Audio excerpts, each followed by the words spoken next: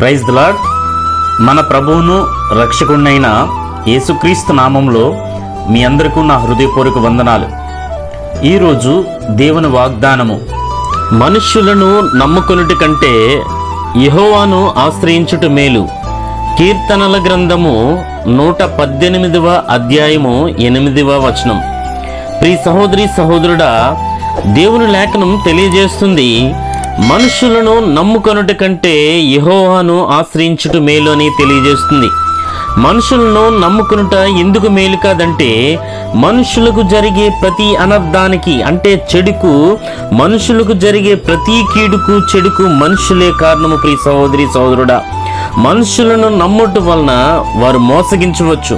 మనుషులను నమ్మడం వలన నీ సమస్యను తీర్చే శక్తి కానీ బలం కానీ వారి దగ్గర లేకపోవచ్చు. ప్రియ సహోదరి సహోదరుడా, మనుషులను నమ్మటం వలన అన్ని అనార్థాలే.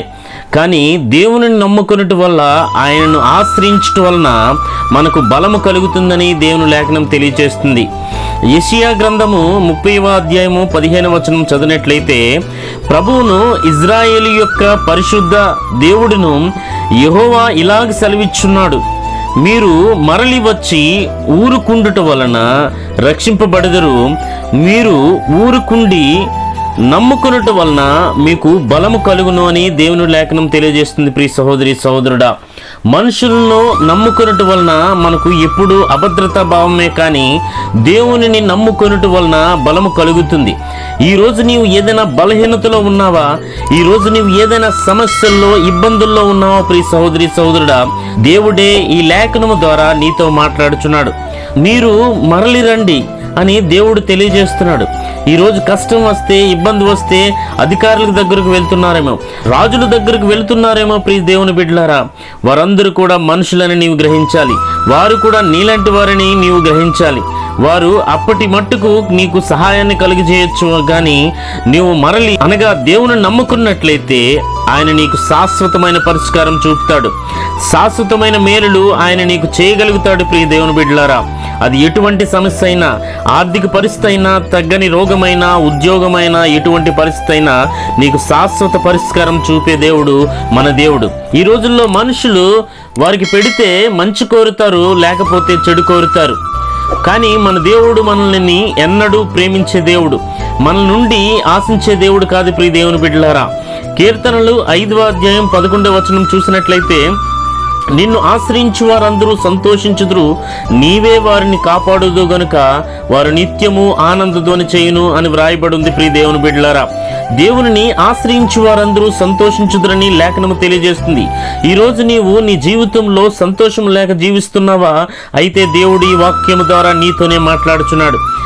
నీ జీవితంలో సంతోషం లేనట్లయితే ఇప్పుడే ఈ క్షణమే దేవుణ్ణి ఆశ్రయించు. ఆయన్ని ఆశ్రయిస్తే నీకు సంతోషము కలుగుతుంది. నీవు ఆయన్ని ఆశ్రయించటం వలన ఆయనే నిన్ను కాపాడుతాడు. ప్రతి క్లిష్టమైన కష్టమైన పరిస్థితి నుండి ఆయనే నిన్ను విడిపిస్తాడు.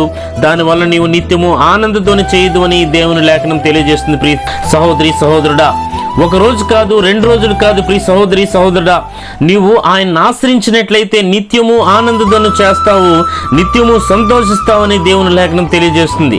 సింహపు పిల్లలు లేమి గలవై ఆకలిగొనును, యెహోవాను ఆశ్రయించు వారికి ఏ మేలు కొదువై ఉండదని కీర్తనల గ్రంథము 34వ అధ్యాయం 10వ వచనంలో చూడగలం. ప్రియ సహోదరి సహోదరుడా, ఈరోజు నీవు ఆయన్ని ఆశ్రయించినట్లయితే ఏ మేలు కొదువై ఉండదు. ఒకవేళ సింహ పిల్లలు కొదువు కలిగి ఆకలితో పస్తులుండవచ్చు, కానీ ఆయన్ని ఆశ్రయించే వారికి ఏ మేలు కొదువై ఉండదని దేవుని లేఖనం క్లియర్గా తెలియజేస్తుంది. ప్రియ సహోదరి సహోదరుడా, ఆయన్ని ఆశ్రయించే వారిని ఆయన విడిచిపెట్టే దేవుడు కాదు.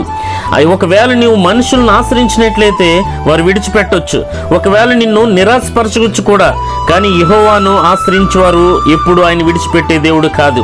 యెహోవా నిన్ను ఆశ్రయించే వారిని నీవు విడిచిపెట్టవు అని కీర్తనల గ్రంథము 9వ అధ్యాయం 10వ వచనంలో వ్రాయబడింది. ప్రియ సహోదరి సహోదరుడా, సామెతలు 28వ అధ్యాయం 5వ వచనం మనం చూడగలిగితే, దుష్టులు న్యాయం ఎట్టిదైనది గ్రహింపరు, యెహోవాను ఆశ్రయించు వారు సమస్తమును గ్రహించుదురు. అని వ్రాయబడి ఉంది. ప్రియ దేవుని బిడ్డలారా, ఈ రోజు నిన్ను దేవుడు ఆయన ఆశ్రయించి సమస్తము నీవు గ్రహించేవాడిగా నిన్ను తీర్చిదిద్దాలని ఆశపడుచున్నాడు. నీవు ఆయన్ను ఆశ్రయించాలని ఆయన కూడా కోరుకుంటున్నాడు. ఇప్పటికైనా సరే ఆయన్ని ఆశ్రయించు. మనుషులను నమ్మకొనకు, దేవుని మాత్రమే నమ్ము. నీ జీవితంలో అద్భుతములు చూస్తావు. ప్రియ సహోదరి సహోదరుడా, నీ జీవితంలో ఆశ్చర్యకార్యములను జరిగించే దేవుడిని గ్రహించి ఆయన నమ్ము, ఆయన్ని ఆశ్రయించు. దేవుని ఆశ్రయించి నిత్యము సంతోషించే కృప ఆయనే మన జీవితాలకు దయచేయునుగాక. ఆమేన్.